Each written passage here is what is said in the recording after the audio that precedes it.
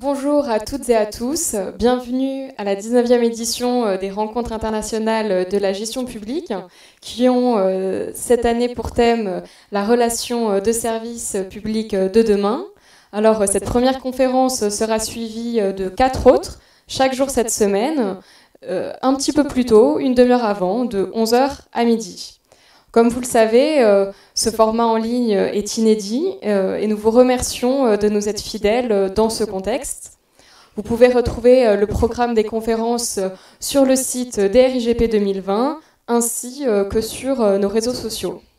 La conférence du jour posera la question « Le service public est-il un service comme les autres ?» L'objectif sera de donner une définition et les grandes caractéristiques de la relation de service qui lui est associée. Alors nous discuterons de son actualité et peut-être de son futur, notamment au travers les réformes de transformation publique. Et ça tombe bien car nous avons le plaisir d'accueillir aujourd'hui Thierry Lambert. Thierry Lambert, bonjour. Vous êtes inspecteur général des finances et directeur interministériel à la transformation publique. Vous avez travaillé par le passé à Saint-Gobain avant de rejoindre la DITP en 2019.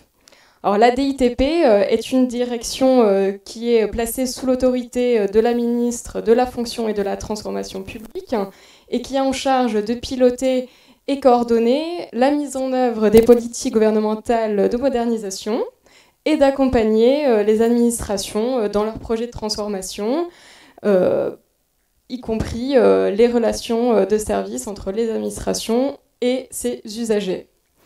Vous serez accompagné pour cela de Kian Goudarzi. Kian Goudarzi, bonjour. Merci d'être présent en visioconférence aujourd'hui. Alors, vous êtes professeur à l'IAE de Lyon en marketing des services, spécialiste de la relation de service. Vos travaux ont notamment porté sur le secteur public, ce qui nous intéressera grandement aujourd'hui.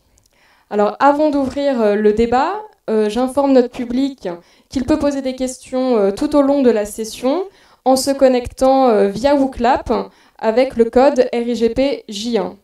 Il y aura également un quiz dans une vingtaine de minutes qui sera lancé et c'est également le même code pour se connecter, et RIGP J1.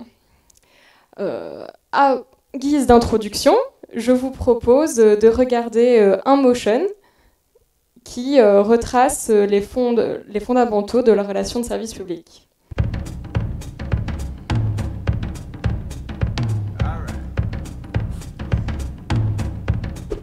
C'est quoi un service ? Prenez un usager, un matériel, un agent en contact avec l'usager, vous avez un service. Dans le secteur public se développe de plus en plus une culture du service, c'est-à-dire penser et s'organiser de manière à rendre service le mieux possible. Comment se traduit cette culture ? Est-elle une clé pour améliorer le service public ? Que nous apprend la recherche sur ce sujet ? Les réflexions autour de la notion de service sont apparues à la fin des années 1970 et ont fait émerger le concept de servuction. Il définit le processus de création d'un service et possède 4 caractéristiques. Il est intangible. Le service ne peut être vu, touché, senti ou écouté avant d'être acheté ou consommé. Le client évaluera la qualité d'un service en s'appuyant sur des critères subjectifs comme l'image de marque ou les tarifs. Il est périssable. Le service ne peut pas être stocké pour être utilisé plus tard. Dans le cas d'un hôtel, les chambres libres à la fin de la journée représenteront une perte de revenus qui ne sera pas rattrapable sur les jours suivants. Il est indivisible. Le service est simultanément fabriqué et consommé en présence du personnel et du client. Le client jugera l'ensemble des dimensions du service au moment où celui-ci sera rendu. Il est variable. La qualité du service dépend du contexte de sa mise en œuvre. Selon l'investissement de la personne qui rend le service et l'engagement du client, le service ne sera pas perçu de la même manière. On le voit, ces 4 aspects s'appliquent au service public. Quelles sont les spécificités d'un service public ? Dans les années 1930, le juriste Louis Roland a théorisé 3 critères Définissons ce que doit être un service public. L'égalité de traitement, la continuité de service et la mutabilité, soit la capacité du service public à répondre toujours présent, tout en s'adaptant aux besoins collectifs. Ces 3 critères sont particulièrement visibles par les usagers dans les situations de crise. Mais sous l'influence du droit européen, ces principes ont évolué pour intégrer davantage les intérêts particuliers. Ils offrent désormais de nouveaux droits aux usagers, comme l'accès à l'information, à la transparence, à l'accessibilité et à la simplicité. Pour servir ces principes, un service se construit donc avec une logique spécifique, en plaçant l'usager au cœur de son fonctionnement. L'organisation pense et design son intérieur afin que les relations avec les usagers soient adaptées à leurs attentes. L'importance du personnel en contact avec les usagers est alors centrale et nécessite certaines compétences d'écoute au-delà des compétences techniques. En étudiant le travail des agents dans des CAF, un chercheur a développé le concept des 2 corps du guichetier. D'un côté, il incarne l'État et représente les valeurs du service public. De l'autre, il est avant tout un être humain qui peut faire face à de la souffrance sociale. Ces travaux ont démontré que les compétences comportementales des agents sont alors la clé pour réunir ces 2 entités. Les chargés d'accueil font souvent preuve de compassion envers les plus démunis, ce qui les amène à personnaliser l'aide apportée en fonction du besoin de l'usager. La qualité de ces interactions définira en grande partie la satisfaction des usagers qui sera basée sur l'expérience vécue. Qu'attendent les usagers ? À Besançon, une étude menée auprès de 760 usagers des services municipaux a démontré que les habitants ne différencient pas la qualité qu'ils attendent d'un service, qu'il soit public ou privé. Ils souhaitent à la fois que les services municipaux portent les valeurs du secteur public, tout en respectant un haut niveau de qualité, historiquement associé aux services privés. L'étude a également démontré que pour plus de 80% des usagers, leur implication dans l'offre des services participe grandement à la qualité perçue du service. La recherche parle dans ce cas de coproduction. Jusqu'où peut s'adapter une organisation publique ? Pour se rapprocher au maximum des attentes de l'usager, l'organisation publique fait face à la tentation de personnaliser de plus en plus le service proposé. Problème, cette personnalisation peut paraître contraire au principe d'égalité, qui est l'un des fondements du service public. Mais si la culture de service parle d'égalité d'accès à la personnalisation, elle peut alors être envisagée comme un moyen d'améliorer l'action publique et l'image de l'État auprès des citoyens.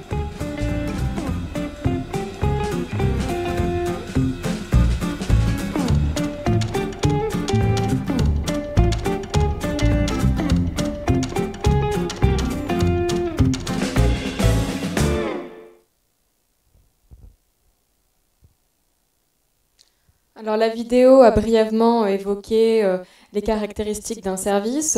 Concrètement, Kian, l'attente, ce serait qu'on ait toujours qu'est-ce qui est fondamental selon vous dans le service ? Ou d'un contact physique. Bien, la première chose que je voudrais dire, c'est que donc un service public, c'est un service. Et un service, c'est donc différent d'un produit. Et comme vous l'avez rappelé dans la vidéo, il y a une grande communauté dans le monde de chercheurs qui ont travaillé spécifiquement sur les services. Et donc, moi, j'invite vraiment les personnes qui s'intéressent à cette thématique d'aller chercher ces contenus sur le marketing ou le management des services. Il y a vraiment des ouvrages, des revues très spécialisées qui portent spécifiquement sur les services. Alors, et j'évoque le terme marketing, je sais que parfois ça interroge dans la sphère publique et il ne faut pas se méprendre sur la terminologie marketing. On l'associe souvent à la communication, mais en fait, la communication, c'est vraiment un tout petit aspect du marketing. Alors, un service, qu'est-ce que c'est ? C'est avant tout une expérience. C'est une expérience qui est vécue par un consommateur ou un citoyen. Et ce qui est important, c'est que chaque expérience de service, chaque interaction, en fait, va participer à la création de l'image du service public. Et évidemment, ce qui est compliqué dans le domaine public, c'est qu'en tant que citoyen, on consomme un très grand nombre de services publics et chacun de ces services, chacune de ces expériences donc, participe à créer notre image du service public. Et si la qualité de ces expériences n'est pas stable, eh bien, nous aurons tendance à construire notre image à partir des mauvaises expériences. Elle va avoir une très forte incidence sur notre perception. Et c'est un enjeu clé, il faut gérer cette consistance des expériences, on va le revoir. Alors, les 4 différences que vous avez évoquées, évoqués, qui sont les plus connus. On va trouver des contre-exemples. Moi, je vous invite à consulter Sabine Benoît sur le mais cas de différence implique alors projetabilité. En fait, on va évaluer un service sur tangible. Vous avez évoqué la périssabilité, ce qui me semble important sur ça. On sait qu'on ne peut pas être les mêmes, et donc là derrière l'enjeu, c'est de réussir à standardiser. Ça, c'est le premier point. Et le deuxième point, c'est de bien réaliser qu'il va y avoir des échecs de service. Et cette thématique des échecs et de la gestion des échecs, tu le dis, le faire. La périssabilité, ça remet du service et de bonne adéquation entre ce que l'organisation publique va mettre à sa compte. Et l'indivisibilité que vous avez évoquée, donc un produit, un service, est produit et consommé en même temps. Et en fait, l'implication de ça, c'est que le citoyen a un rôle dans le système de fabrication. On parle donc de coproduction. Et donc un service, il est produit si l'usager est présent et il a un rôle. Et donc ça veut dire ça qu'il faut le former à son rôle, il faut lui expliquer ce qu'il doit faire, il faut l'aider à coproduire. Et là, vraiment, il y a un gisement très important autour de la coproduction pour ne serait-ce qu'améliorer la productivité des systèmes ou même les rendre plus optimums. Finalement, en conclusion, ce que je peux dire, c'est que finalement, un service public, ça rassemble ces caractéristiques de tous les services, mais avec des attentes et des caractéristiques en plus. Donc, c'est pas qu'un... On attend encore plus de choses. Voilà, là, peut-être qu'on peut évoquer la question des spécificités, peut-être. Oui, merci Kian pour cet éclairage précieux. Est-ce que Thierry Lambert, vous voyez justement des spécificités dans le service public? Oui, alors, effectivement, moi je suis très intéressé par ce qui vient d'être dit et je pense qu'on va profiter de ce séminaire auquel je suis très heureux de participer pour le développer un peu. Je dirais que c'est vrai, en première analyse, le service public est très différent.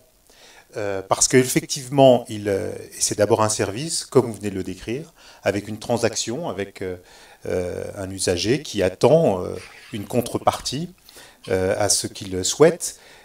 Mais néanmoins, le service public, c'est aussi autre chose, comme vous le disiez. Alors, on ne vous entendait pas bien, mais il y a beaucoup d'externalités dans le service public. Le service public, c'est aussi d'abord l'intérêt général. Lorsque le service public de la santé cherche à vous vacciner, c'est pas seulement pour vous protéger vous, c'est aussi pour protéger le collectif. Donc cet enjeu des externalités, de l'équité, de la redistribution sont très très forts dans le service public. Et donc le distingue franchement du service privé qui a un but plus simple, alors que le service public a un but beaucoup plus complexe. Et d'un point de vue opérationnel, là je me place d'un point de vue du gestionnaire de service public quand je discute avec les patrons de réseau. Moi ce qui me frappe par rapport à un gestionnaire d'une activité, d'un service privé, c'est que la première chose très importante, c'est qu'on ne choisit pas les clients. Vous parliez de marketing, le marketing c'est pas de la communication, c'est aussi de la segmentation, c'est aussi bien définir la valeur qui correspond à chaque segment. Eh bien, pour le service public, c'est un exercice qu'on ne fait pas parce que, ou qu'on pourrait faire, mais en tout cas, le client ne le choisit pas. D'ailleurs, le client ne nous choisit pas non plus. Et même, je dirais que le service public va au service des plus fragiles, du plus malade, de celui qui en a le plus besoin.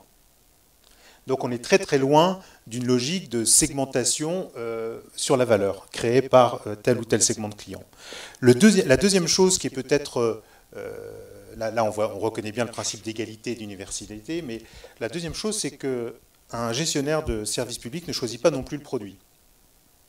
Et ça, c'est important parce qu'on y reviendra tout à l'heure sur la co-construction et sur la méthode de conception des services publics. Mais un gestionnaire de CAF, de caisse de CARSAT, ne choisit pas le droit qu'il applique. Le produit a été défini ailleurs.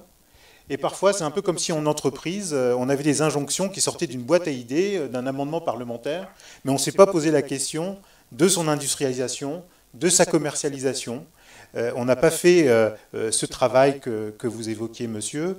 Et donc ça, c'est aussi une grande différence. Donc on ne choisit pas le client, on ne choisit pas le produit. Finalement, on ne choisit pas le modèle d'affaires. Et donc on ne peut pas l'optimiser, on ne peut pas rationaliser toujours son portefeuille, on ne peut pas rationaliser les clients.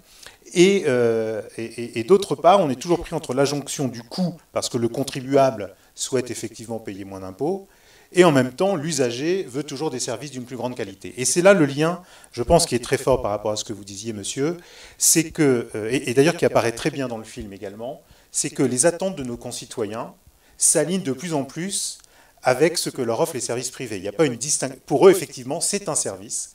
Et c'est vrai que dans les services privés, notamment sous la dynamique des grandes plateformes de la Silicon Valley qui ont aussi révolutionné les services, aussi pour les entreprises industrielles, eh bien, cette qualité de service aujourd'hui, qui repose beaucoup sur du design, sur une conception très centrée sur l'expérience, crée une relation toute nouvelle entre le fournisseur de services et le client.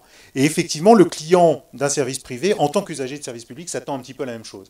C'est pour ça que vous avez raison de dire que c'est d'abord un service et que donc toutes les méthodes, toutes les techniques, tous les concepts, la façon de construire les services, le design de service, quelque part, qu'il soit public et privé, en réalité, même si la finalité est différente, et fondamentalement différente, en revanche, la façon de concevoir, la façon de rendre le service peut se nourrir effectivement des bonnes pratiques ou des bonnes idées ou des meilleures méthodes qui ont été développées dans le privé.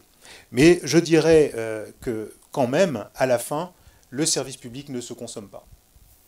Et ça, c'est important parce qu'il y a une relation particulière entre l'usager et le service public. C'est l'idée que le service public, c'est un bien commun. Il ne faut pas surconsommer le service public. Les caisses de l'État ne sont pas infinies. Donc il faut qu'on le service public, on en prend soin. Que ce soit l'agent et bien entendu les usagers. Il y a une symétrie de responsabilité entre l'usager et l'agent public et les services publics pour prendre soin de ce bien commun, pour le développer. D'ailleurs, c'est très intéressant parce qu'on voit bien également pendant la crise que ce sentiment-là s'est développé. L'engagement très important de tous ces citoyens qui voulaient contribuer au service public est ressorti très fort. Alors, on n'a pas toujours su le canaliser, il faudra qu'on travaille pour mieux le canaliser, mais ça montre que les services publics n'ont plus non plus le monopole total de l'intérêt général, et que quelque part, eh bien, vous le disiez, les usagers doivent être effectivement associés à la conception, mais aussi parfois à la mise en œuvre des services publics.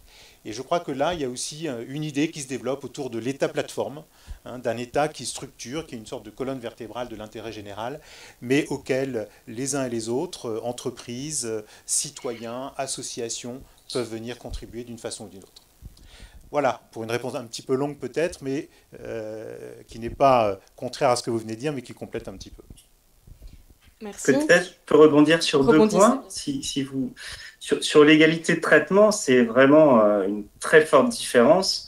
J'ai envie de dire que dans le secteur privé, ce qu'on cultive, c'est la non-égalité de traitement. Et vous l'avez rappelé, c'est précisément ça. C'est-à-dire qu'on va essayer de ne pas traiter les gens de la même manière. Et là, c'est une vraie spécificité du secteur public. Pour ce qui est de mettre l'usager, le rendre acteur, c'est vraiment dans la réalisation du service. Le fondement, quand on parle de coproduction, c'est qu'il joue un rôle dans la délivrance du service. Il est acteur de la fabrication du service ou de ce qui a été rappelé dans la courte vidéo de la séduction, c'est-à-dire qu'il est dans le système de fabrication du service. Ce n'est pas un système qui est mis à disposition, c'est vraiment l'usager est dans le système. Et donc, il a un rôle à jouer et effectivement, on peut vraiment le penser. Et il y a vraiment des gisements autour de cette notion de coproduction. Merci. Avant de poursuivre ce débat, je vous propose de participer à un quiz composé de 7 questions.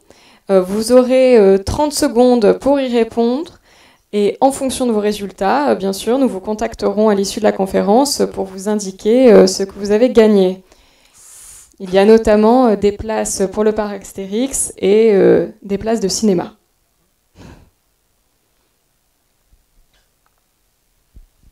Alors, question 1. Quel est le service public pour lequel le taux de satisfaction des Français est le plus élevé? 1. L'éducation nationale. 2. La santé publique. 3. La police, gendarmerie et fiscalité collecte des impôts ex aequo. 4. La justice. Il vous reste 10 secondes pour répondre.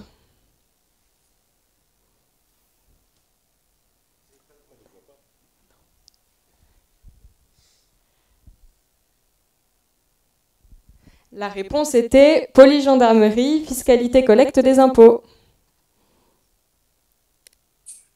Question 2. Qui est Léon Duguy, le père fondateur de l'école de droit dite du service public, le théoricien du New Public Management, 3. L'auteur de la directive européenne sur le service public d'intérêt général, 4. Un défenseur des droits.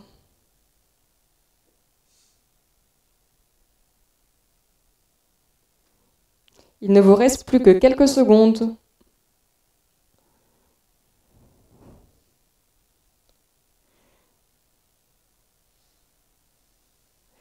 Et c'était le père fondateur de l'école de droit dite de service public.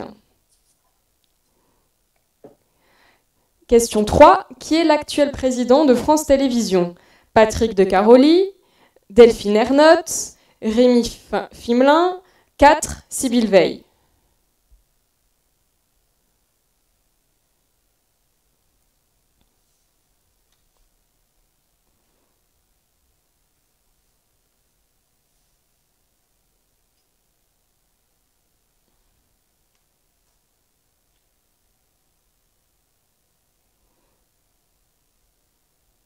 Et c'était la réponse de Delphine Ernotte. Prochaine question. Le timbre le plus cher du monde, le Onset Magenta de Guyane britannique, a été vendu aux enchères en juin 2014. À quel prix?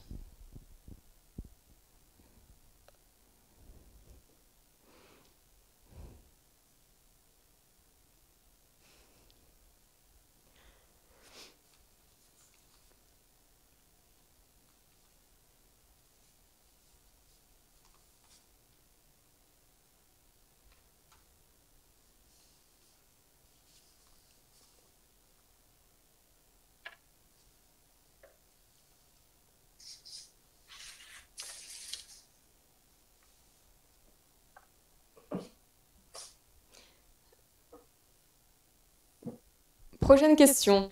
Qu'est-ce que la charte Marianne? 1. La charte graphique associée à l'utilisation de la figure de la Marianne. 2. Un ensemble d'engagements de tous les services publics vis-à-vis de ses usagers. 3. La charte que doivent signer les sculpteurs des bustes de Marianne. 4. La charte des droits et des libertés des usagers. Vous ne pouvez pas souffler, Thierry Lambert.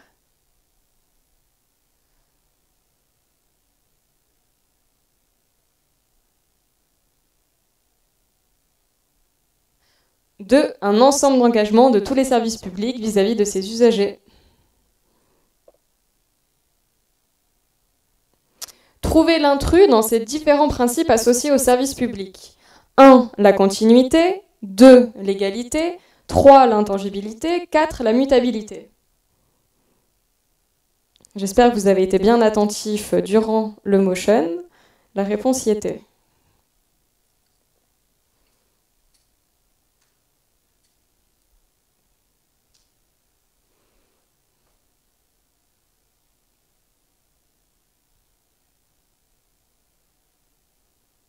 Et c'était l'intangibilité. Dernière question. À quel haut fonctionnaire la création de la sécurité sociale est-elle généralement associée? Vous avez 30 secondes pour répondre.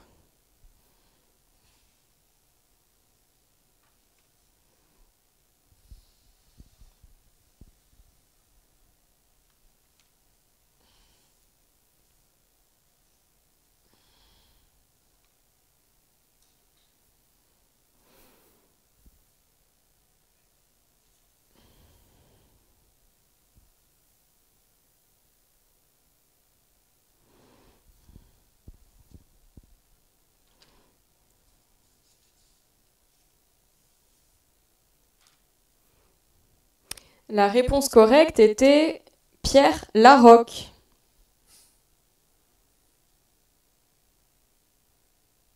Merci d'avoir participé au quiz. Nous vous contacterons à la fin de la conférence pour vous indiquer ce que vous avez gagné. Alors, retournons au débat. Nous avons évoqué les grandes caractéristiques d'un service et ses spécificités dans le service public. Quelles est les implications managériales, organisationnelles et opérationnelles de la conception d'un service, si l'on devait concevoir le service public de demain? Allez-y. Oui, alors c'est une question quand même assez large. Je dirais que, et rebondissant sur ce qui a été dit plus tôt, il faut partir de l'expérience usagée. Moi, je pense que c'est le point sans doute le plus important et le plus novateur, celui dont on le plus s'inspirer des entreprises, c'est de partir en démarche inversée. Il est vrai que la tradition du service public est une tradition très juridique. Les noms que vous avez cités, c'est quand même beaucoup de juristes. C'est un peu comme les finances publiques, c'est du droit en France. C'est pas du management, c'est pas de la gestion. Bon, pareil, les services publics sont souvent vus sous un angle juridique. Moi, je pense qu'en fait, vous avez raison, il faut partir de l'usager, il faut partir de son expérience pour essayer de l'optimiser. Et par ailleurs, de ne plus partir de cette logique extrêmement bureaucratique et verticale pour privilégier des logiques beaucoup plus horizontales, plus collaboratives, qui associent l'ensemble des acteurs publics pour plusieurs raisons. Alors, le premier point, c'est que d'abord, il faut qu'on remette les ressources au plus près de l'usager. On l'a vu pendant la crise, l'énergie importante qu'on a dans nos services publics, elle se mobilise d'autant plus qu'elle est au contact. D'ailleurs, quand on regarde les taux de satisfaction des usagers, on s'aperçoit que quand on parle de la satisfaction des services publics en général, il y en a 1 sur 2 qui dit que c'est pas bon. Mais quand on demande, comme vous l'avez dit tout à l'heure, oui, mais qu'est-ce que vous pensez de la police et de la gendarmerie? Qu'est-ce que vous pensez des impôts? Alors là, on passe à 75%. Donc il y a une différence très forte, c'est-à-dire qu'on voit bien qu'il y a une confiance dans les services publics au fur et à mesure, enfin, plus on est proche finalement de la personne qui rend le service, plus on a confiance. Et ça veut dire qu'elle doit être en mesure également de décider, elle doit être en mesure d'apporter des réponses, elle doit être en mesure, on reviendra tout à l'heure sur la qualité. Donc en termes d'organisation, ça veut dire d'abord envoyer les ressources toujours au plus proche de l'usager et le pouvoir de décision au plus proche de l'usager. Et c'est d'ailleurs ce qui est en train d'être fait. La deuxième chose, c'est la collaboration. On parlait de coproduction tout à l'heure avec les citoyens. Les services publics, c'est aussi un ensemble de personnes extrêmement variées. On a l'État, mais il y a aussi des opérateurs, enfin des établissements publics, on a des collectivités locales, des départements, des régions, des mairies. Et à un moment, elles se trouvent un petit peu en concurrence, parfois à la marge de ce qu'elles font. Il y a un enchevêtrement de compétences qui n'est pas toujours très lisible pour l'usager et qui crée des déperditions d'énergie. C'est pour ça que le gouvernement, d'ailleurs, a décidé de s'appuyer davantage sur le terrain pour concevoir les politiques publiques autrement, les concevoir localement.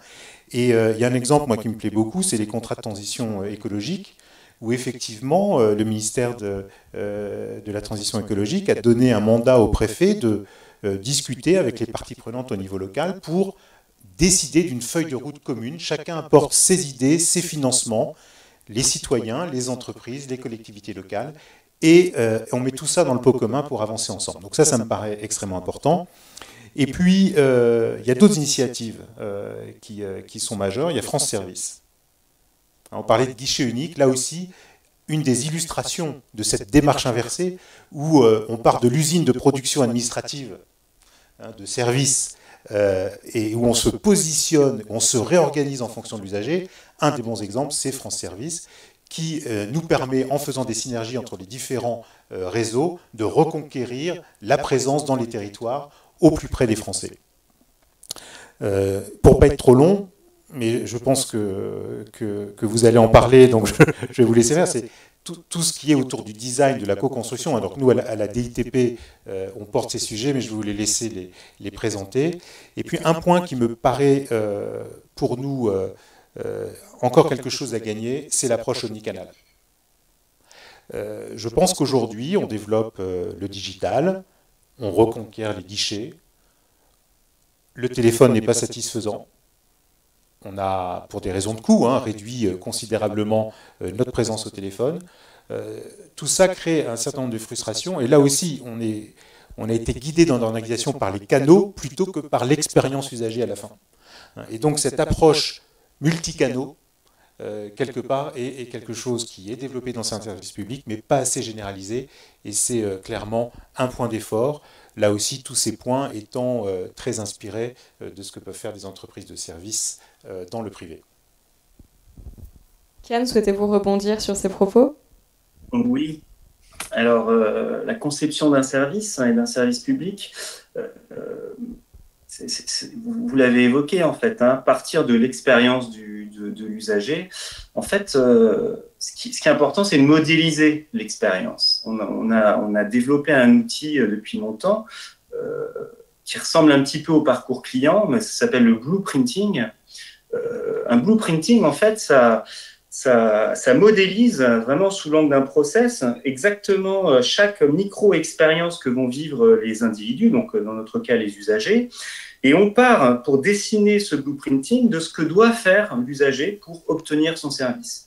On regarde étape par étape, mais vraiment de manière très très micro, ce que fait l'usager, et à partir de là, on va dessiner toute la chaîne de fabrication du service en indiquant et en visualisant les éléments physiques à chaque étape, le rôle du personnel en front office, le rôle du personnel en back office.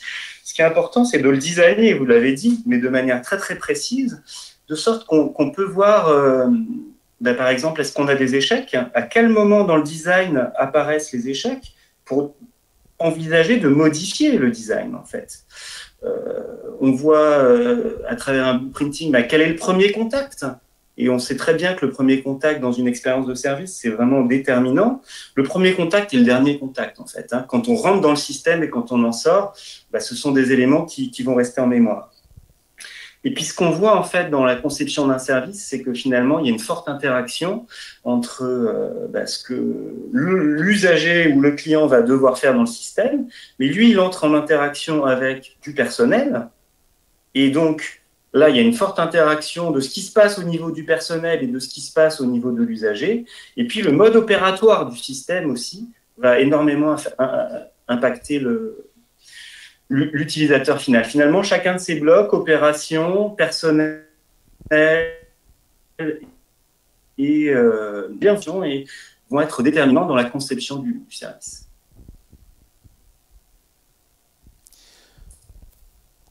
Peut-être je rajouterai un point. Je ne sais pas si vous avez terminé, parce qu'on n'a plus la réception.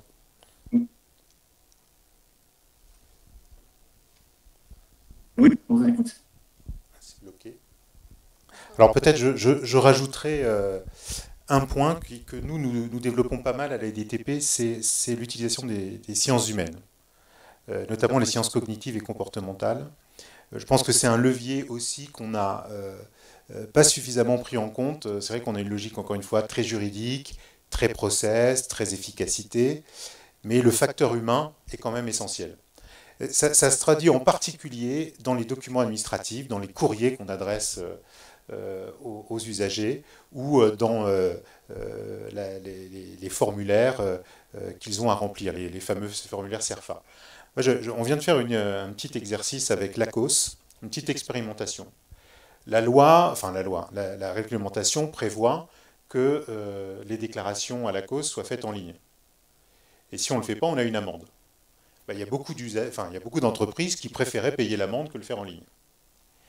Eh bien, juste en modifiant le courrier, le taux de recouvrement en ligne sur l'échantillon qu'on a testé s'est amélioré considérablement. Alors, je trouve que là, il y a des choses très intéressantes, justement, de quitter un peu notre idée de la norme et de la norme de droit qui dirige toute notre activité pour repasser un petit peu plus à l'humain, à l'incentive, remettre l'humain au cœur aussi de la conception du service public. Je pense que c'est une nécessité pour rétablir la confiance, mais aussi pour être efficace. Alors, comme vous l'avez tous les deux très bien dit, le service se vit avant tout sur le terrain. C'est pourquoi nous avons recueilli l'avis des usagers qui sont compilés dans cette vidéo.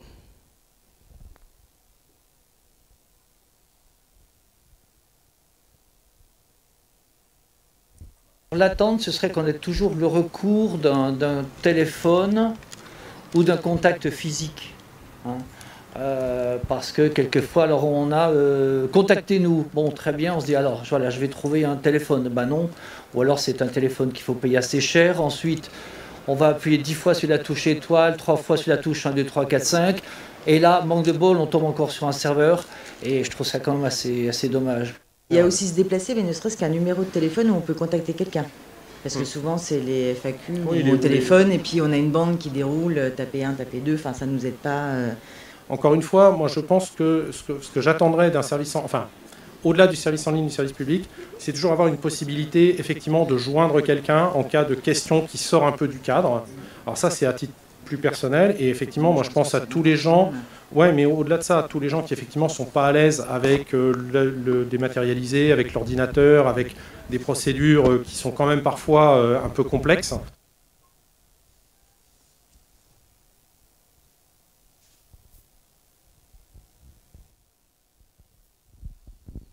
Alors, ces différents témoignages d'usagers évoquent l'importance d'un accompagnement humain, notamment dans les démarches administratives. Est-ce qu'il y a, selon vous, des critères plus généraux qui fondent la qualité de service ? Enfin, moi, je voudrais revenir sur ce qu'on vient d'entendre, parce que c'est quand même très important. Je ne l'avais pas anticipé, la vidéo, mais je dois dire que ce feedback-là, il est très important, et il recouvre deux choses. Il y a d'une part qu'on est trop complexe, donc effectivement, il faut faire ce travail de redesign à partir de l'expérience pour simplifier la relation à l'usager, pour pas qu'il ait l'impression à chaque fois qu'il entre dans un monde qu'il ne comprend pas, et qu'on a super technicisé parce qu'on a effectivement optimisé les process pour l'administration, mais pas pour l'usager. Et le second point, c'est le téléphone. Le téléphone, encore une fois, c'est le grand retour.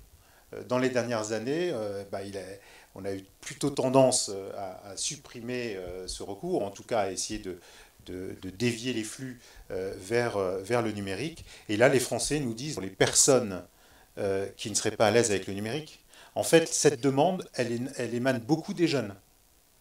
Beaucoup de jeunes ont besoin d'avoir un numéro de téléphone, et ils sont tout à fait à l'aise avec le numérique, mais ils ont besoin d'un numéro de téléphone pour être réassurés en cas de difficulté sur une compréhension ou bien une démarche.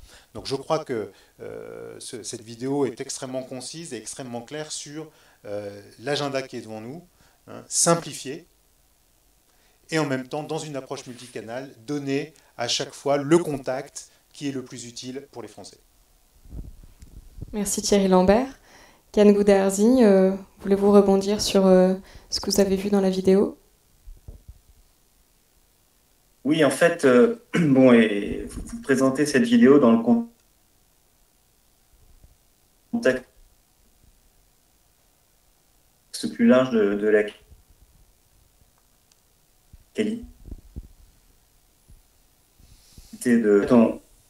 on voit bien que l'interaction, là, on voit, ça on le sait depuis très longtemps, hein, c'est que un des essais effectifs. Le personnel il est très important parce qu'il incarne ce qui compte vraiment dans la qualité. Peut-être que là, parfois, dans ce qui est décrit, c'est une réalité retrouvée dans le secteur privé. Hein. Ça fait très longtemps qu'on entend ce genre de discours sur le secteur privé. En tout cas, quelle est la perception, que ça soit vrai ou pas vrai, de travailler à cette perception des gens. Donc moi, vraiment, ce qui est important dans la thématique de la qualité de service plus générale, c'est de suivre, de traquer, d'évaluer ces services, suivre dans les choses, de suivre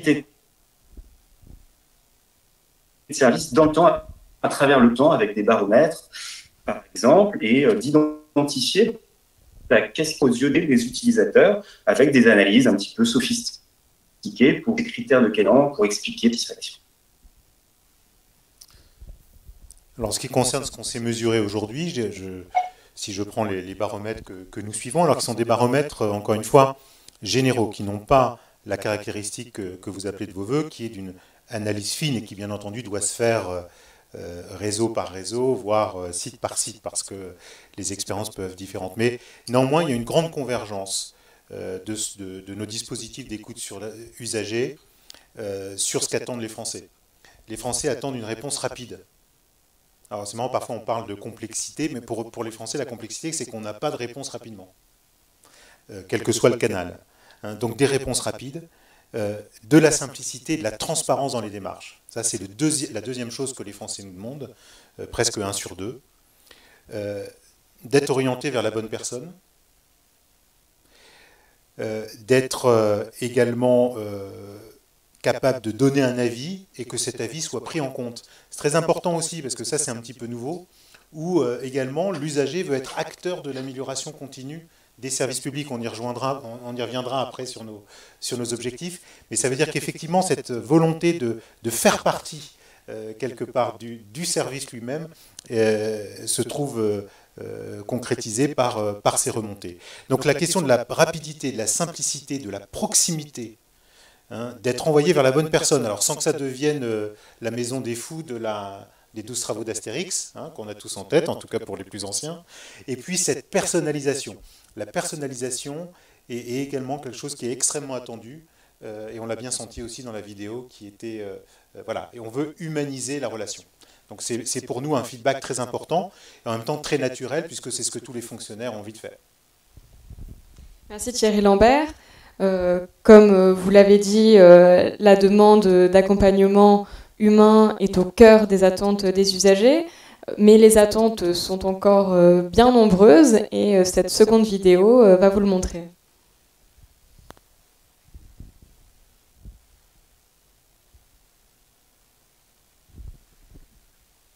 Effectivement, il manque aussi ce côté relationnel qui manque dans les sites. Si on ne trouve pas une réponse, c'est soit on est débrouillard et on arrive à trouver la réponse sur Internet, soit ça devient très compliqué. Leur chat, c'est de la rigolade. En règle générale, on n'a absolument pas la réponse qu'on cherche, mais la réponse qu'eux veulent nous donner. Donc c'est vraiment, après, il faut savoir se servir de Google et de trouver les réponses par soi-même. Comme tout le monde, on utilise le numérique, parce que le plus souvent, d'abord, on n'a pas trop le choix. 2, c'est vrai que c'est rapide. Moi, je ne suis pas contre le numérique, je trouve que ça devrait être une alternative et pas une obligation. Voilà. Donc, quand on peut le faire, très bien. Quand on ne peut pas le faire, en réalité, la limite du numérique, c'est dès qu'il y a un petit dysfonctionnement, on sort de la zone habituelle d'échange, ça ne marche pas. Donc, il faut obligatoirement avoir un interlocuteur. Donc, dans ces cas-là, c'est bien d'aller en agence. C'est vrai pour le service public, c'est vrai aussi d'ailleurs pour les services privés. Je pense que le service public est important. Aujourd'hui, on ne peut pas forcément dire qu'il soit à l'image des utilisateurs. J'en attendrais plus si on pouvait avoir la possibilité, enfin si on pensait qu'il pouvait en donner plus. Aujourd'hui, dans notre vie, on va dire qu'on en a forcément besoin, mais il ne nous facilite pas forcément les choses. Et souvent, il faut quand même passer beaucoup de temps.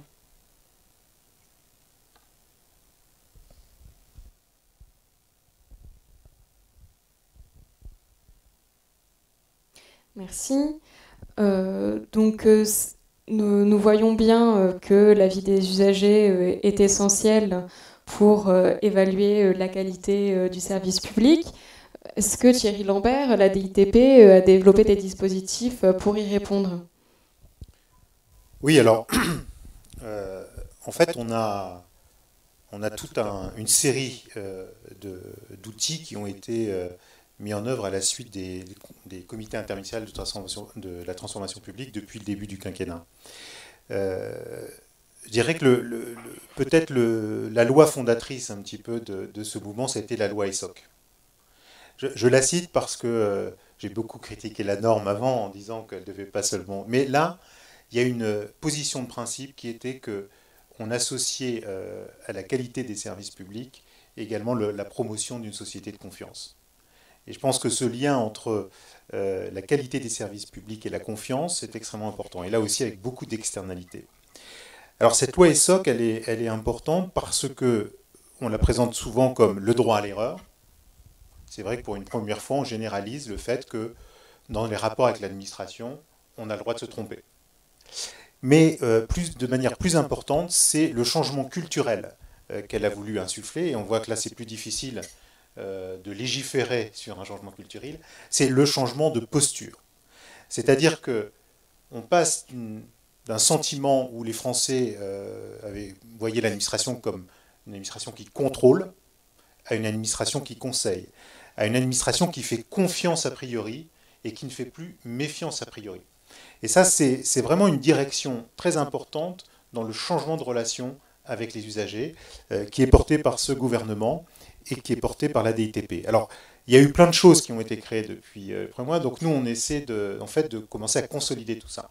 Vous avez parlé de la charte Marianne, bon, elle est quand même un petit peu ancienne maintenant, et donc on a, en construisant d'ailleurs avec des usagers et des agents, reformulé l'ensemble de ces engagements de service public, en ajoutant d'ailleurs les services publics éco-responsables, qui sont quelque chose aussi de très important pour conduire non seulement la promotion d'un État exemplaire, mais également d'associer à la valeur du service que l'on donne le fait qu'on se positionne définitivement dans cette transition écologique. Donc ces engagements, en fait, c'est notre promesse. C'est notre socle commun de promesses de service public qui doit irriguer l'ensemble des services publics. Et le CITP de juin 2019 a décidé de généraliser ces engagements à l'ensemble des services publics. Ça, c'est la promesse. Mais bien entendu, et en marketing, on le sait bien, une promesse ne vaut que si on en a la preuve. Et donc, le deuxième grand axe du quinquennat, ça a été de faire en sorte que l'ensemble des résultats des services publics au niveau de chaque site, c'est quand même un challenge. Ça veut dire que non seulement on mesure au niveau de chaque site, on mesure la satisfaction usagée, on mesure l'efficacité et on la publie sur le site et dans une plateforme internet qui s'appelle résultatservicepublic.fr aujourd'hui, sur lequel je vous invite à y aller, sur laquelle on peut consulter les résultats des services publics de sa commune ou de son département. C'est quand même très novateur. Donc j'ai une promesse, j'ai des résultats. Troisième point important, c'est je permets maintenant aux usagers de faire connaître ce qu'ils ont vécu, pas seulement aux services publics qu'ils ont devant eux, mais sur une plateforme commune. Donc nous avons créé Vox Usager, qui est une plateforme qui permet à chaque usager de dire, voilà, là j'ai eu une super expérience avec les services publics. C'est un tiers des cas, parce qu'effectivement dans 2 tiers des cas, on vient plutôt nous dire, là ça s'est mal passé. Alors non seulement les services publics s'engagent à donner une réponse, et c'est vrai dans 95% des cas, mais surtout, ça nous permet également de mesurer, d'avoir des signaux faibles et de mesurer les grandes attentes des citoyens et les grands dysfonctionnements. Parce que quand quelque chose se répète 100 fois, 200 fois, eh bien ça veut dire qu'il y a un problème qu'il faut traiter. Et puis le 4e point, c'est la raison de croire à tout ça. Non seulement, oui, j'ai des engagements, j'affiche les résultats, j'écoute le feedback des usagers et des citoyens, mais surtout, je me mets définitivement dans une logique d'amélioration continue. C'est-à-dire qu'avec les usagers, avec les élus, avec les agents, eh bien, au niveau de chaque site, on se met en mouvement pour prendre en compte les écarts qu'il y a entre nos résultats, la perception des usagers, ce que nous disent les élus, là où on veut être, et puis on fait des plans d'action. On prend des actions correctrices, on dit on va faire ça, et puis on se met dans une dynamique extrêmement positive. Alors on appellerait ça de l'excellence opérationnelle, peut-être dans le privé. Nous on le fait de manière assez simple, parce qu'il n'y a pas besoin de trop complexifier dans un premier temps. C'est surtout de se mettre dans cette position dynamique et encore une fois, comme je dis, en cohérence avec ce que je disais, de permettre à l'échelon de terrain d'être à nouveau en responsabilité de l'amélioration continue, de la responsabilité de la qualité de service et de l'expérience de l'usager. Donc c'est quelque chose qu'on est en train de lancer en collaboration avec l'ensemble des réseaux. C'est assez ambitieux, mais en même temps c'est terriblement nécessaire. parce qu'une fois, enfin, toutes les démarches de simplification qu'on a pu faire, c'est des simplifications normatives, ça ne touche pas l'expérience. Nous, ce qu'on veut, c'est vraiment repartir de l'expérience, repartir de l'usager, de l'expérience de l'usager chez lui, dans ce service public qu'il connaît bien, pour conduire cette amélioration continue. Donc voilà un de nos gros projets, hein, et on est en train de le finaliser avec les réseaux. Et puis notre ministre Amélie de Montchalin va revoir tout ça et repackager cette vision. Il y a aussi deux autres points importants. Je crois que je ne vais pas revenir sur le fait qu'on veut concevoir l'action publique autrement parce qu'on en a parlé. Il y a un troisième point pour nous qui à la DTP est très, très fort dans l'agenda, c'est le pilotage de l'action publique par l'impact pour les Français concrètement dans leur quotidien chez eux. Et ça, c'est aussi un reversement de positionnement. Nous, on pilote aujourd'hui par la norme. On donne une règle, il y a la loi, il y a les décrets d'application, et puis les préfets, les services publics mettront en œuvre. Là, le président de la République a mis comme objectif sur une série limitée, ce qu'on appelle les objets de la vie quotidienne, donc de réformes importantes ou d'actions prioritaires de l'action gouvernementale pour vérifier qu'elle atteint bien le dernier kilomètre, comme il dit, c'est-à-dire que l'usager ait bien l'expérience qu'on souhaitait qu'il ait dans la loi. Et ça, c'est également quelque chose qui nous renverse un peu dans nos façons de faire, qui mobilise beaucoup les services, qui est un challenge, hein, mais qui, j'espère, sera aussi porteur de profonde transformation. Voilà sur trois points importants de notre approche usager au cœur. Nous l'espérons aussi. Merci d'avoir partagé ces projets avec nous. Ken Goudarzi, que pensez-vous des initiatives citées par Thierry Lambert? Et est-ce que vous pensez éventuellement à d'autres outils qui pourraient permettre ce résultat, notamment des outils qui sont utilisés dans le privé, dont pourrait s'inspirer le secteur public, par exemple? La première chose, c'est que je pense que c'est très ambitieux et très intéressant, hein, ce qui vient d'être décrit. C'est-à-dire que de laisser la possibilité à des usagers de s'exprimer et de suivre ça et d'y répondre, c'est vraiment très intéressant. Ce qu'il y a de particulier, en fait, c'est que tout le monde ne s'exprime pas sur ces outils-là, et c'est souvent des avis très tranchés. Quand on parle de gestion de réclamation dans le secteur privé, ce qu'on note, c'est souvent que les plaintes, elles sont amenées par des gens qui veulent faire améliorer le système. Donc, c'est pas... Et donc, c'est très intéressant de pouvoir permettre que les gens s'expriment, mais il faut bien noter que tout le monde ne s'exprime pas. Et peut-être, moi, ce qui me vient tout de suite, c'est que plutôt que d'avoir un avis qui vienne, on peut aussi aller le chercher. Je sais que vous le faites hein, de manière très intense, mais d'avoir peut-être des échantillons qui sont représentatifs, c'est-à-dire de les maîtriser et pas d'attendre de voir qui va s'exprimer. Mais c'est vraiment très intéressant et très stimulant. Vous avez évoqué la confiance, hein, c'est vraiment je veux dire, la qualité de l'expérience du service, elle va déterminer la confiance que les gens vont avoir. Et ça, on l'a dans le secteur privé comme dans le secteur public, en fait. Hein. Et donc, la recherche de confiance, c'est des indicateurs que les entreprises traquent aussi, hein. Savoir quel est le niveau de confiance de mes clients vis-à-vis de mon organisation. Et c'est tout à fait transposable. Moi, je l'ai fait dans un certain nombre d'études. C'est vraiment des indicateurs que je pense qu'il faut suivre également.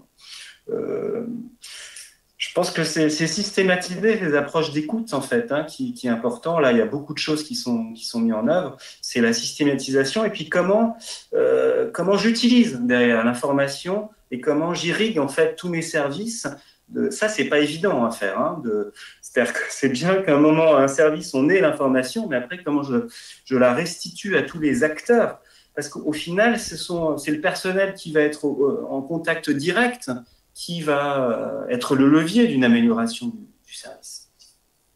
Peut-être, moi, il y a une notion importante que je voulais évoquer sur le personnel, hein, je fais très court, c'est l'idée de climat de service. C'est-à-dire que ce qui est important... on le sait, hein, c'est prouvé, ce que perçoit le personnel, est-ce qu'il est satisfait, va avoir une forte incidence sur la manière dont il va agir dans son travail, et ça va être perçu par le client ou l'usager. Mais est-ce que dans l'organisation, il y a un climat qui favorise la délivrance d'un service de haute qualité? Est-ce que le personnel le perçoit, ça? Est-ce qu'il est valorisé? Ça, on sait que ça a un très fort impact, en fait, hein, in fine, sur l'usager. Donc, ça s'appelle le climat de service. Voilà ce qui me vient à chaud. Oui, alors nous, on avait utilisé un autre concept, mais qui était la symétrie des attentions, mais qui revient effectivement à dire ça. C'est-à-dire qu'à un moment, on ne va pas obtenir la qualité que l'on souhaite si soi-même en interne, on n'a pas des pratiques qui promeuvent cet état d'esprit, cette confiance. Voilà, donc c'est vrai que là j'ai insisté pour présenter tout ce qui relevait du volet centré usager, mais vous avez raison, le gouvernement a compris aussi qu'il fallait voilà, faire usage beaucoup plus des leviers de transformation RH et de transformation managériale, de pousser la culture, d'avoir une chaîne managériale qui, elle aussi, passe en démarche inversée, que les administrations centrales soient davantage au service de l'échelon de contact, qui est celui qui porte la création de confiance et le delivery du service au quotidien. Donc je pense que cette symétrie est extrêmement importante. On y est, en tout cas chez nous, et la ministre qui est très entière. Et d'ailleurs, le fait d'avoir mis la DGAFP dans le ministère de la Transformation publique n'est pas neutre à cet égard, hein, de dire à un moment, il faut que les leviers RH soient également mobilisés. Donc c'est un point d'attention, mais c'est vrai que voilà, la transformation managériale qui s'associe à ce changement de culture va être important. Ce qui est sûr, c'est que ce plaidoyer doit être dans un récit un peu plus clair peut-être. Il faut qu'on le travaille pour montrer notre conviction, le simplifier aussi pour qu'il se diffuse plus facilement. Et c'est pour ça que je crois qu'on peut tous, en tout cas dans le service public, se rassembler autour du concept. Voilà, ce qu'on veut faire pour les usagers et avec les agents, c'est des services publics plus simples, plus proches, plus efficaces. Et ça, c'est un peu ce plaidoyer que les CITP successifs ont essayé de développer. Et je pense que ça traduit bien, finalement, ce que nous essayons de faire avec les agents publics aujourd'hui. Merci Ken Gauderzi, merci Thierry Lambert. Alors, il apparaît difficile de ne pas évoquer la crise sanitaire que nous vivons actuellement. Elle nous pousse constamment à tirer des enseignements en ce moment. Est-ce que, selon vous, il y aurait des leçons à tirer, particulièrement dans le domaine de la relation de service, suite à cette crise ?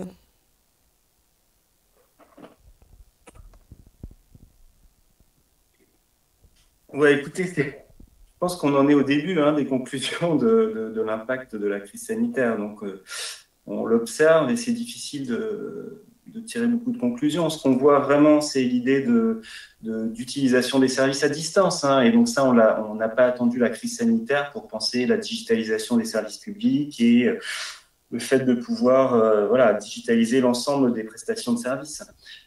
Et ça renvoie aux vidéos que vous avez envoyées, où si important, c'est qu'il y ait par ailleurs une autre possibilité, en fait, pour un citoyen d'avoir accès à ces services.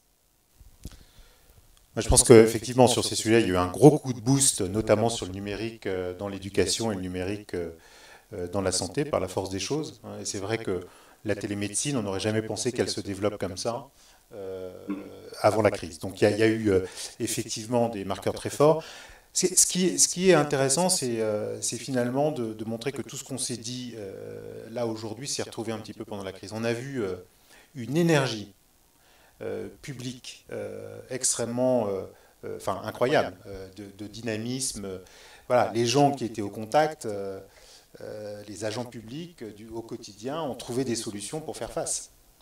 Il n'y avait pas de guide, il n'y avait pas de manuel. On ne savait pas ce que c'était une crise Covid.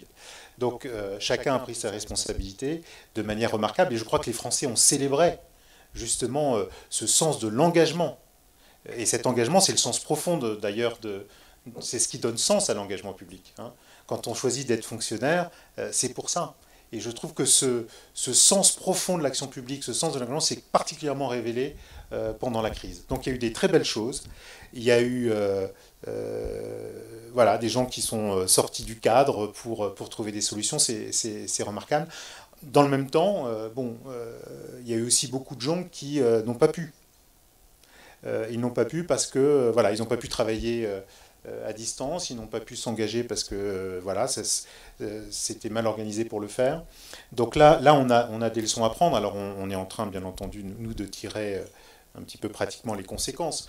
Il y a un enjeu très fort sur l'équipement numérique et il ne s'agit pas seulement des outils numériques, enfin des PC ou des portables, ou même de pouvoir se connecter à distance. On le voit bien aujourd'hui, c'est comment on peut continuer à créer du collectif, à vivre en équipe, à avoir des conférences, à se former avec des outils qui marchent bien. Et on sait qu'on n'a pas été au top, donc on a été pris par surprise. Et donc dans le plan de relance, d'ailleurs, il y a une grosse enveloppe qui est mobilisée pour ça. Donc c'est plutôt positif. Il faut que tout le monde y travaille ensemble. Et puis l'autre point, c'est sur les aspects plutôt RH et managériaux. Je crois que quand on n'était pas au top du management, eh bien on a vu que ça se passait pas bien.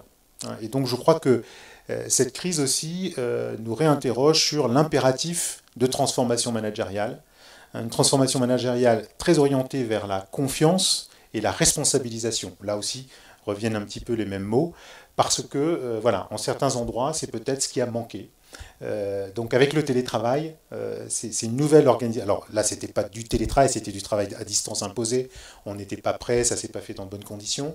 Mais néanmoins, on voit bien que le télétravail va rester quand même dans les modes d'organisation, qu'il faut penser, il faut réfléchir, il faut faire du rétex à froid, parce que le rétex à chaud a donné une vue, puis au fur et à mesure où on avance, où les gens parlent, on voit que finalement, ce qu'on en dit évolue un peu. Donc il faut prendre le temps de la réflexion. Et la ministre, bien entendu, a décidé de lancer le chantier. Et puis se réinterroger profondément, encore une fois, remettre sur l'établi la transformation managériale qui est attendue des agents. Plus de confiance, plus de responsabilités au plus près de l'usager. Encore une fois, pour pouvoir libérer cette énergie fantastique qui vient du sens profond de ce que nous faisons. Merci Thierry Lambert, merci Ken Goudarzine. Nous allons maintenant prendre quelques questions du public.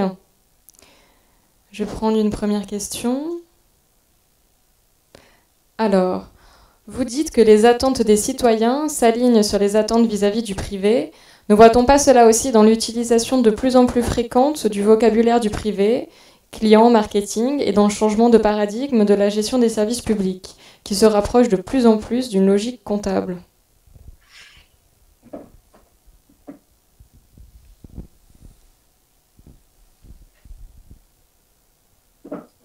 Je veux bien que vous relaissiez la question à l'écran. Ouais, on a dit que les usagers avaient, au même titre que dans le secteur privé, des attentes, et que finalement, on a dit, c'est pas qu'elles s'alignent sur les attentes vis-à-vis du privé.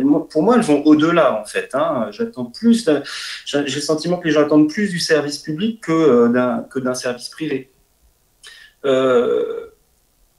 Pour moi, marketing, c'est pas un gros mot, forcément.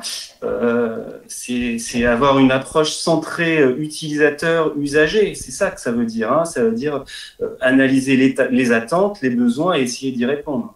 Après, tout ce qui est de la logique comptable, ça, je ne saurais pas comment vous répondre directement. Oui, je ne crois pas qu'on puisse dire que faire tout pour être centré sur l'usager, pour essayer d'optimiser son expérience, de faire en sorte qu'il y ait un accès à ses droits, aux services publics de manière plus confortable, plus ergonomique, plus facile, soit une logique comptable. En même temps, quand on dit qu'on va être plus efficace, c'est parce que effectivement, pour pouvoir donner ce service de grande qualité, il faut mobiliser des ressources. Donc il faut qu'on trouve des leviers pour être efficace et pouvoir réaffecter les ressources là où elles créent le plus de valeur et où elles sont le plus importantes pour nos concitoyens. Donc je ne pense pas que la logique comptable soit ce qui oriente notre action. Merci. Une deuxième question. Dans certains pays, pour rendre l'accès facile, on fait un site unique pour les services publics. Va-t-on le faire en France ?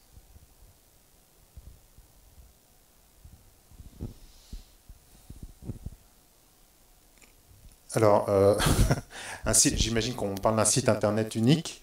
On a quand même déjà une mise à disposition d'informations relativement bien unifiée. Moi, je ne sais pas si vous connaissez servicepublic.fr, c'est quand même un site remarquable. Un site qui a été conçu pour mettre à disposition des Français, des usagers, une information extrêmement solide du point de vue juridique, mais en même temps reformulée d'une manière très compréhensible. Donc je trouve que voilà, on a des choses qui existent. France Service, c'est une autre expérience où, là encore, en tirant parti de synergie entre les différents services publics, on arrive à reconquérir un contact de terrain. Aujourd'hui, avoir un site internet unique pour l'ensemble des prestations me paraît un exercice monstrueux et quelque part nierait la relation aussi que chaque service public, dans sa personnalité, dans les services qu'il rend, nourrit de manière pertinente avec ses usagers. Donc voilà, donc il n'y a pas un plan d'avoir un site internet unique, ça c'est clair. Et encore une fois, d'un point de vue concret et pratique, ça me paraît très monstrueux. En revanche, il faut qu'on développe des expériences qui permettent de ne pas à chaque fois ressaisir l'ensemble des informations. Alors, on a un programme qui s'appelle le Dites-le nous une fois. Donc on travaille avec les réseaux de services publics pour justement essayer de faire converger les demandes et les documents. Il y a France Connect aussi qui permet maintenant avec le même identifiant, si vous choisissez celui par exemple de la sécurité sociale, vous pouvez vous connecter aux impôts, vous pouvez vous connecter à l'ensemble des services publics. Donc c'est à mon avis des évolutions extrêmement positives. Et puis on va même parfois dans le dur. On vient de faire, nous, à la DTP, une mission sur l'aide juridictionnelle. Et c'est vrai que l'aide juridictionnelle, c'est sous condition de revenus. Et avant, l'aide juridictionnelle avait ses propres critères pour analyser pour analyser les conditions de revenus, ce qui crée des délais extrêmement importants de traitement. Alors qu'on a un service dont c'est la spécialité, qui s'appelle les impôts, qui vous définit votre revenu fiscal de référence. Eh bien, en passant au revenu fiscal de référence comme source du droit à l'aide juridictionnelle, eh bien, d'un seul coup, vous passez de 40... D'ailleurs, le Premier ministre s'est fait interpeller l'autre jour à la télévision sur le délai de l'aide juridictionnelle. Eh bien, vous passez de 40 jours à 5 jours. Voilà notre objectif. Donc, il y a des choses à faire pour faire converger les informations, les systèmes, ne pas créer une complexité par erreur, juste parce que, finalement, elle aurait été conçue de manière non coordonnée, sans pour autant peut-être, en tout cas dans un premier temps, aller à un site unique des services publics. Voilà, j'espère avoir répondu à la question. Peut-être j'ajoute juste un point.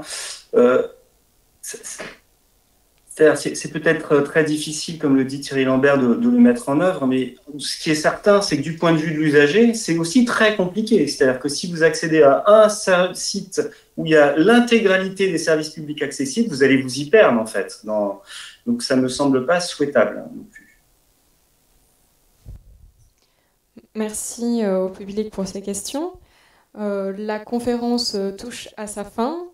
Un grand merci à vous, Thierry Lambert et Kian Goudarzi, d'y avoir participé et pour ce riche et intéressant débat que nous avons pu avoir aujourd'hui pour cette première conférence. Je vous donne rendez-vous demain à 11h pour une deuxième conférence qui s'intéressera à l'expérience usagée aux côtés de Cara Horsinger, Céline Forest qui travaille à la DITP également, Marcel Guenoun. Merci à vous et à demain. Merci pour votre invitation. Merci beaucoup.